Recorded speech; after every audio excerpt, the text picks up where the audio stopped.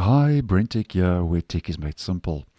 So over the last couple of days, I posted a video that Windows 11 24H2 will not run on some older CPUs, and that's because if the CPU does not support POP-CNT, which stands for population count, Windows 11 version 24H2, which is this year's annual feature update, will not boot. Now, as I mentioned in that video, which will be down below, this means that CPUs that are unsupported and are over 15 years old will mostly be affected. Now, go check that video out if you'd like to play catch-up. But just to let you know that with the recent build that rolled out to the Dev and Canary channel insiders this week, build 26058, it seems that Microsoft has added another block in the setup process itself, which means you can't proceed further if your older CPU does not support and is missing the POP-CNT instruction during the setup process. Now, this was posted by Bob Pony over on X, formerly known as Twitter.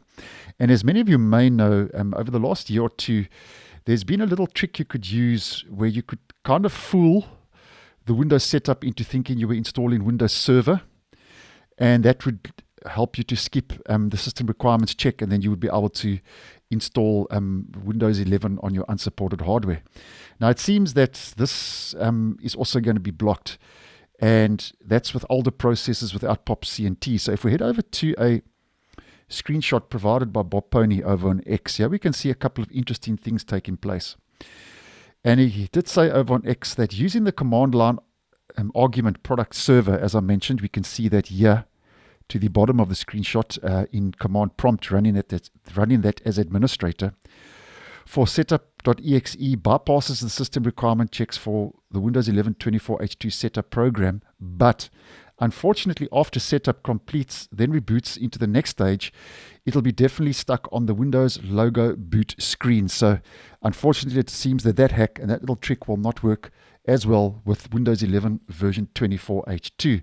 Then something else that he also mentioned over on X, and if we head to the next screenshots, which gives us some interesting information, it's also mentioned that Windows 11 version 24H2 build 26058 setup, which is this week's latest Dev and Canary channel build, if run in a live Windows install, now checks for a CPU instruction POP-CNT.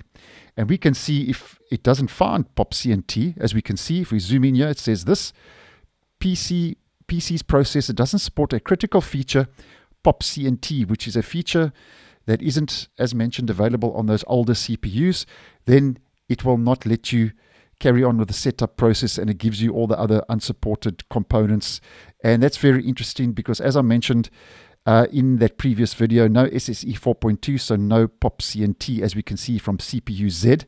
And I actually posted a video a day or so ago on how you can actually check if your older CPU will run Windows 11 version 24H2 using CPU Z, and that will also be down below in the description. So with all this going on, at the end of the day, it really looks like if you are running a old processor, which you can get more information about if you go check those previous videos out as mentioned, you're no longer going to be able to bypass the Windows 11 24H2 system requirements, even with one or two tricks that have been known in the past. So it looks like Microsoft is clamping down quite heavily now on being able to uninstall Windows 11 on unsupported hardware, especially those older processors that don't meet the system requirements for POP-CNT. But as always, I'm sure that someone will find a workaround and another little trick or suggestion that will be able to bypass the 24H2 system requirements. But just keeping you in the loop, because I know some of you are interested in this topic, and I know some of you are also running Windows 11 on unsupported hardware. And as always, if more info becomes available, I'll keep you guys in the loop. So thanks for watching, and I'll see you in the next one.